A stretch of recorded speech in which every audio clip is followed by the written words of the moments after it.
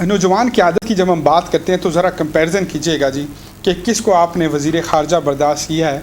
बिलावल भुट्टो ज़रदारी साहब।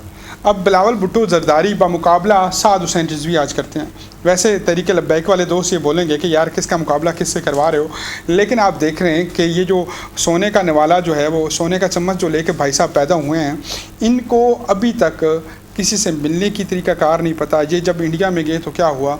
और दूसरी तरफ आपके पास कौन है, एक वो मिडिल क्लास बंदा जिसने अपनी पूरी पार्टी को खड़ा किया, उसके मिशन को खड़ा किया, जो सही मानों में मुसलमानों की क़यादत कर रहा है, जो सही मानों में इस्लाम की क़यादत कर रहा है।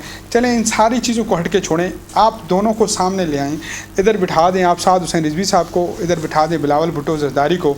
आप इन दोनों का मुनाज़रा 10 मिनट अगर इस्लाम पे करवा लें, ये लिबरल जो बच्चा है जिसको इस्लाम की रूह ही नहीं पता, तो फिर ये इस्लामी जमहूरिया पाकिस्तान का वज़ीर ख़ारजा कैसे हो सकता है। और यहाँ पे आप बैठे हुए देखें कि अहादीस, हाफ़िज़ कुरान, ख़त्म नबूवत पे बोलने वाले, डेनमार्क के वाक़ियों पे बोलने वाले, वाक़ियात के अलावा भी इस्लाम को निकाह पढ़ाने वाले, जनाजे पढ़ाने वाले। और दूसरी साइड पे आपके पास आलम यह है कि एक ऐसा शख्स है, पल्ले नहीं देला तो करे मेला मेला। मतलब ठीक है, आपकी पीपल्स पार्टी में हुकूमत है, साडा कसूर है कि तुहाडे जुल्फ़िकार अली भुट्टो साहब अभी भी ज़िंदा हैं। आपकी वालदा जो हैं वो अल्लाह पाक उनको उन्होंने शहादत नोश की, अल्लाह पाक उनकी अगली मंजिलें आसान फरमाए।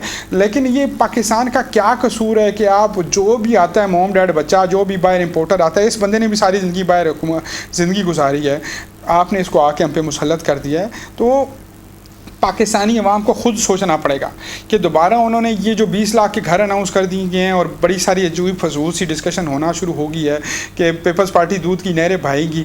ये हमारे हाथों के हैं सारे, हम इनको देख चुके हैं। मुल्क बस से बदतर होता जा रहा है। कब तक हम इन चीज़ों को दोबारा मौके देते रहेंगे।